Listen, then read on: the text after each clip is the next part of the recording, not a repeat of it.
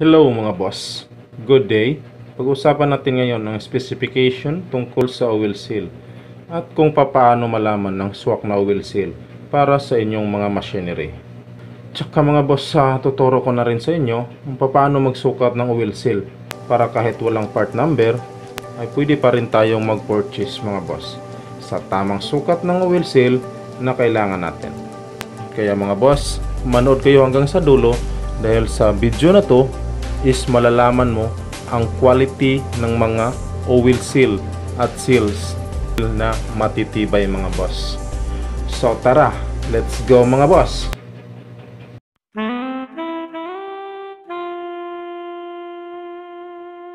Ang video pala na to ay request sa atin ng ating subscriber na si Boss Eduardo Abaygar. Boss, ito na. Sana ay makatulong. So mga boss, ito yung mga klase ng oil seal na ipapakita ko sa inyo mga boss, no? Pero kulang pa to mga boss. Pero ito na lang ang sample natin mga boss. So kahit ito lang ang mga ipapakita ko sa inyo ay siguradong malalaman nyo na lahat ng klase ng oil seal at paano ito susukatin mga boss. Kahit wala tong mga part number, kahit wala tong mga sukat dito sa kanyang sa katawan ng oil seal. So at saka mga boss, ituro ko na rin sa inyo kung anong mga klaseng o-ring ang matitibay mga boss at paano din susukatin ng ating o-ring mga boss, no? So sa video to is ating ipapakita ang type of seals at description of seals mga boss. So mga boss, ano bang ibig sabihin ng oil seal? So mga boss, meron tayong dalawang seal na ginagamit ngayon mga boss, no? Ito yung static. Yan, at ito naman yung isa is dynamic mga boss. So pag sinabing static mga boss is meaning to say na hindi siya gumagalaw mga boss, steady lang siya. So dito is meron dalawang klase dito mga boss ay static. Ito yung mga o-ring, dito na pasok ang ating o-ring mga boss, at ito naman yung ating gasket. So static tong dalawa na to mga boss. So sa dito naman sa dynamic mga boss, no, meron ditong reciprocating una mga boss, no. Yan. So dalawa din dito mga boss. Una is ang reciprocating. So pag sinabing reciprocating mga boss is ito yung moving back and forth, yung pag ganon lang pa slide. Yan, yung pag ganon lang mga boss. So ito namang isa mga boss na isang rotary. So pag sinabing rotary mga boss, no, is from the name rotary is umiikot mga boss. So anong klase ng oil seal ang para sa reciprocating motion at ano naman ang klase ng oil seal ang para sa rotary motion mga boss, yung umiikot mga boss. So dito sa reciprocating motion mga boss, no, pasok dito mga boss is yung klase ng oil seal mga boss, isa sa pang hydraulic at saka pang pneumatic mga boss. Yan, hydraulic and pneumatic mga boss, no. Yan, itong dalawang to mga boss. So pag hydraulic at saka pneumatic mga boss is pang reciprocating motion. So nandito na yan ang piston seal. Yan, piston seal. Tapos ito namang rod seal para sa ating telescopic mga boss or mga hydraulic cylinder. So ito naman ang wiper seal para sa mga dumi mga boss, no. Tsaka guide ring mga boss. Yan. So yan mga boss, no. Tapos pag sinabi naman sa rotary mga boss, no, sa rotary is na meron din tong dalawang klase mga boss, no. Una sa rotary mga boss, no, is ang ito mga boss, friction type. Friction at saka ito namang isa is non-friction mga boss. Yan, non-friction. So pag sinabing friction mga boss is dito pasok yung ating mga oil seal. Yan, yung mga ginagamit natin sa ating mga shop mga boss. So sa non-friction naman mga boss is ito yung klase ng oil seal na Labyrinth. Yan mga boss.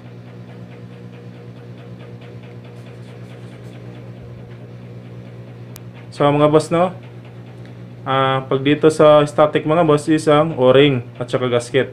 So merong mga o-ring na matitibay din mga boss is ipapakita ko sa inyo mamaya.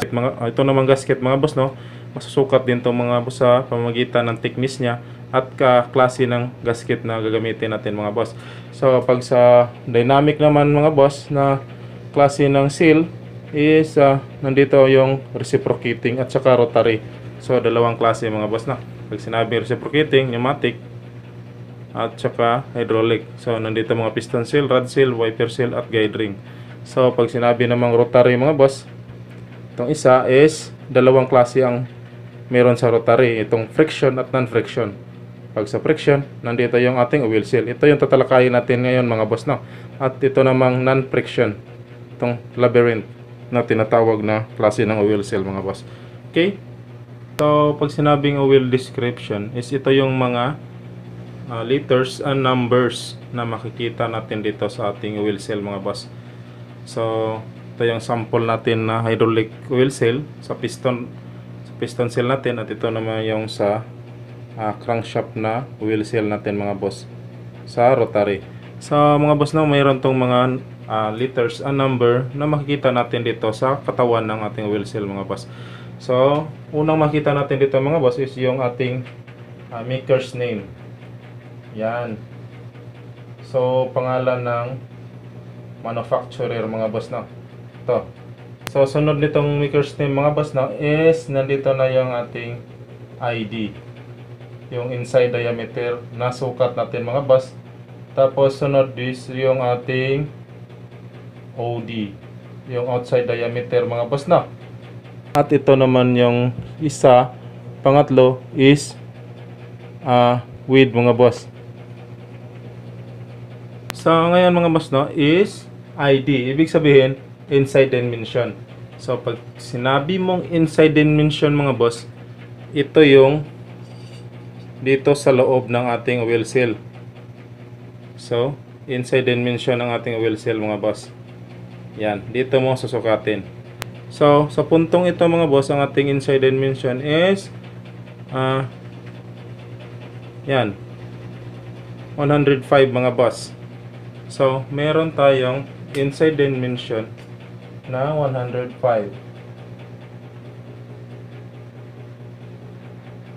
Puro to mga boss ha. Yan. Sa atin namang outside dimension mga boss, yan, pag sinabing outside dimension mga boss ha, ito yung sa labas mga boss. Yan, ganito. Ito yung pagsukat mga boss ha. Yan, itong labas dito outside. Okay? So ang ating outside dito mga boss, ang reading niya is 100. So 125. Okay? Meron tayong 125. So pag ganito na, lagyan na natin to ng by 125. Tapos dito naman sa width, ang width mga boss is wag mong sukatin dito mga boss. Hindi yan dito mga boss ha. Yan, ito. Hindi ito ang width. Ang width mga boss is ganito. Yan, ito. Ito ang kanyang width. Yan. Okay mga boss. So ang width natin dito is 15 mm.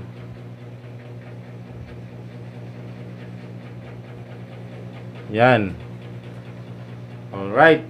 So, ganito ang pag-request mo ng ating oil seal mga boss. 105 by 125 by 15 mm. So, inside dimension at outside dimension, tsaka width. Kunin mo ang tatlong sukat na to mga boss, no? Tapos, go ka na. Okay na yung pag-request mo ng oil seal. So mga boss, meron ding isang paraan ng pagsukat ng oil seal mga boss, no? Is ito yung sukatin mo ang Yan, itong shaft mga boss. Sukatin mo itong outside dimension ng shaft mga boss, no? Yan, itong outside dimension ng shaft na kung saan ilagay yung wheel seal. Itong dimension niya. Tapos para sa ito mga boss, outside dimension sa shaft, para sa inside yan mga boss, no? Inside dimension, inside na measurement sa wheel seal mga boss, sa wheel seal. Okay, tapos para sa outside na measurement sa wheel seal mga boss is yung bore, yung inside bore ng ating machine mga boss, or ng housing ng wheel seal. Dito mga boss, dito mo sukatin naman. So pag makuha mo ang kanyang inside bore ng wheel seal, makukuha mo na rin ang outside dimension ng ating wheel seal mga boss. Okay?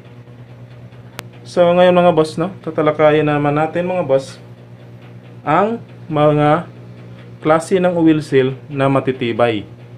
Nandito pa rin sa wheel seal description natin mga boss, no, is ang lip type, yung labi ng ating wheel seal mga boss, no. Case type, yung casing ng ating wheel seal, at saka yung spring materials. Itong wheel seal natin mga boss is meron tong spring, lalo na dito sa rotary type na wheel seal mga boss. Okay, so dito naman meron ding sa lip material mga boss, na. So tatalakayin natin yan ngayon mga boss. So pagkatapos ng wheel mga boss, meron pa tong mga letters mga boss. So unahin natin ang yan. Ito yung letter E, tapos meron pang letter B, letter C, at saka letter D. Yan. Itong apat na to mga boss is puro to mga description ng wheel seal. Okay? So unahin natin tong letter E mga boss. Yung letter E mga boss is napapaloob dito sa letter E ang lip type. Lip type mga boss. Yan. So pag sinabing lip type, yung kanyang labi mga boss. Single left.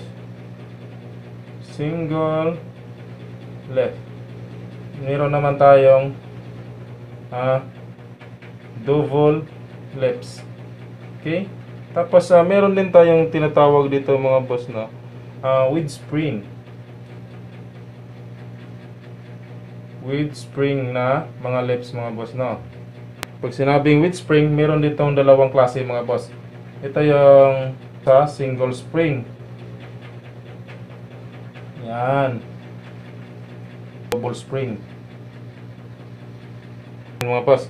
So meron din naman tong pang-apat na klase mga boss sa lift is non-spring mga boss, yung walang spring. Okay? So kadalasan na ginagamit ko sa mga wheel seal mga boss, no, pag ako yung nagre-request is itong double lips. So siguradong secured ang wheel niyan mga boss, hindi yan makaka-escape papunta sa labas mga boss, no. So dito naman sa spring mga boss, pwede na tong single spring. Yan, itong single spring mga boss. So ayan, meron tayong dito mga boss is letter A.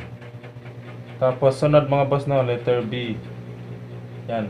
So tatalakayin natin ang letter B. Case. Yan, letter B. Case type mga boss. So klase ng mga casing ng ating wheel seal mga boss, no. So dito napapaloob ang rubber ng ating wheel seal, kung anong klaseng rubber ang ginagamit mga boss. Dito yan ang NBR. Sunod mga boss, no, is Byton or Biton. So ito yung isa mga boss is ang EPDM. EPDM.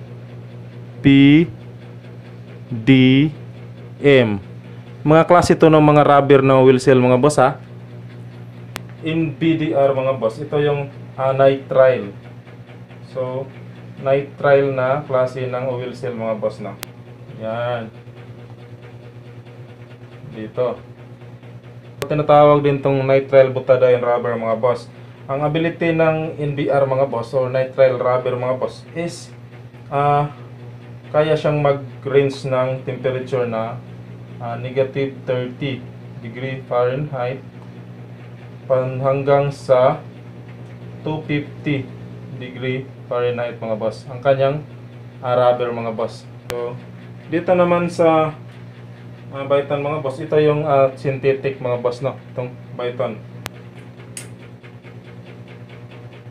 Synthetic. Tapos mga boss no, fluoropolymer. Yan. So high resistance sa mga solvent mga boss, acid at saka mga bases mga boss no. Madali mong malalaman ang klase ng Byton mga boss no is sa pamagitan ng kanyang kulay. Meron tong kulay na green at saka brown mga boss. Yan. Green at saka brown.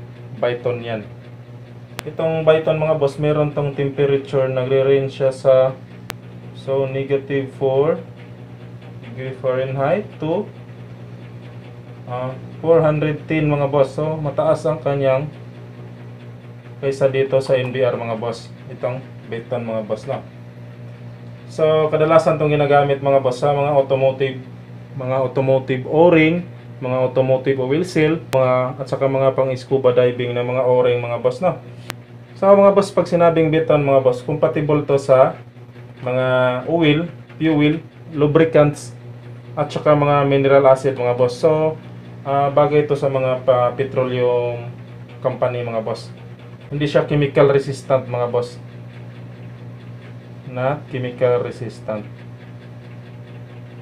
So mga boss, pag sinabing ito chemical mga boss no, is automatic yan, katulad ng mga detergent, mga caustic potash, solution sodium mga boss, hydroxide solution, mga silicone oil at ibang mga diluted acid mga boss. Kasama na rin ang hot water steam nitong chemical mga boss no. So hindi bagay ang Byton dito mga boss.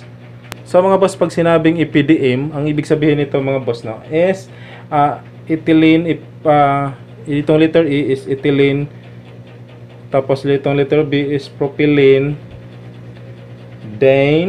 monomer. So iwan ko lang kung anong pagbasa nito mga boss no. Maganda to sa mga cold environment mga boss. Yes. Sa mga malalamig mga boss no. Katulad ng mga freezer room mga boss. So mayroong mga cells sa mga freezer room mga boss. Ito na babagay ang EPDM mga boss. Sa temperature range nito mga boss no, is pwede rin naman siya sa mainit mga boss, pero hindi gaano kainit. So nandito siya sa mga 49 degree Fahrenheit to nandito siya sa 293 mga boss. So ideal lang EPDM mga boss no sa mga electrical insulation, gaya nga ng sinabi ko kanina, mga fans liner, tubing, solar panel at saka heat collector at mga O-ring mga boss. So maganda tong ating EPDM mga boss sa good in chemical products mga boss. So chemical resistance siya, good in chemical. So hindi siya suitable mga boss sa mga oil products mga boss. So itong mga petroleum oil products, so hindi siya suitable, not suitable mga boss. Insuitable siya. So insuitable siya dito mga boss. Then mga boss, sa pag-uusapan natin ang matibay dito mga boss. Sino ang mas matibay sa kanila mga boss pagdating sa mga oil seal? So sa aking palagay mga boss no, sa oil seal at sa mga O-ring mga boss, itong Byton ang pinakamatibay sa lahat mga boss. Tapos depende na lang mga boss sa yung mga application niyo mga boss. Pwede ka rin gumamit ng NBR, pwede ka rin gumamit ng Byton, pwede ka rin gumamit ng EPDM. So meron tong iba't ibang mga classification. So mga description para sa kanyang klase mga boss na pwedeng panggamitan na klase ng mga oil seal at mga o-ring mga boss. So pag sinabing Biton mga boss is ito'y pinaka mahal sa kanilang lahat mga boss. 8 times ang price nito mga boss kaysa dito sa APDA mga boss no. So yan lang ang masasabi ko mga boss. So mga boss, sa letter C naman mga boss no. Yan is ito yung spring type mga boss. Sa loob ng ating wheel seal mga boss, meron yung mga spring. So dalawang klase lang ang may recommend ko na spring type mga boss no. Ito yung klase ng metal. So carbon steel at saka stainless steel.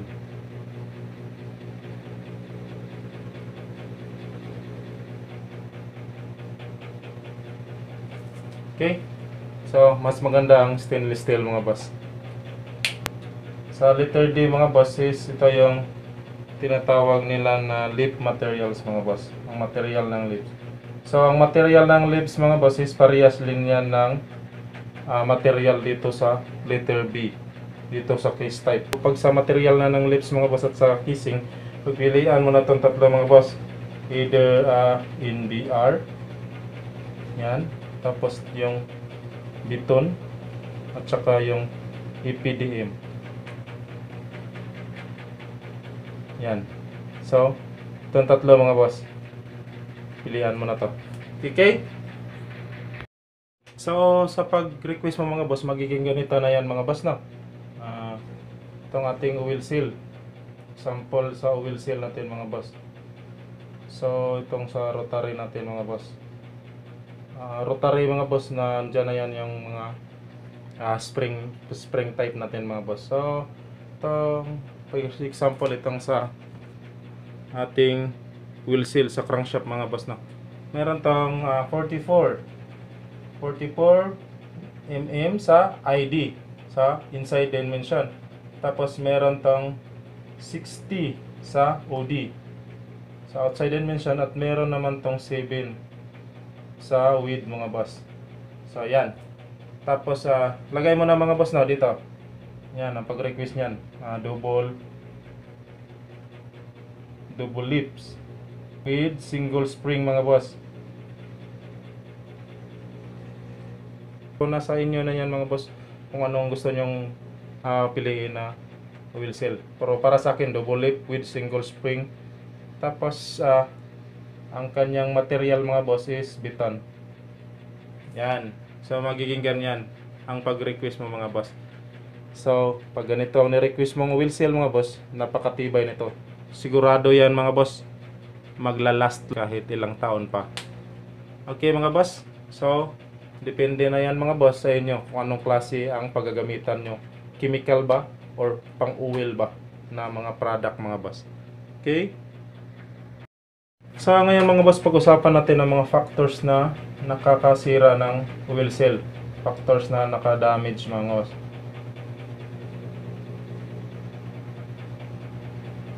Factors that can damage wheel seal mga boss na. Sa una mga boss is kanyang number 1 is ang temperature mga boss. So unang-una to mga boss no, itong temperature natin. Tapos itong mga dirts at saka dust mga boss. Nakakasira din to. Dirt and dust. Tapos number 3 is mga chemical mga boss. So pag sinabing chemical mga boss, to pag-overhaul natin ng ating mga machinery mga boss no, kung ano mga ginagamit natin pang linis. Example lang mga boss dito sa chemical So pang-apat mga boss is time aging mga boss. So time aging sa katagalan na mga boss no. Yan lang. Sa mga boss, yan na muna para sa araw na to mga boss no. Sana ay may natutunan kayo. Sana ay nagustuhan nyo ang aking konting presentasyon mga boss tungkol sa oil seal. So huwag nyo kalimutang mag-like, mag-subscribe at pag-hit na rin ng notification bell mga boss para palagi kayong updated sa mga bago kong videos na i-upload mga boss no? Maraming salamat sa panonood nyo mga boss at sa tiwala. God bless!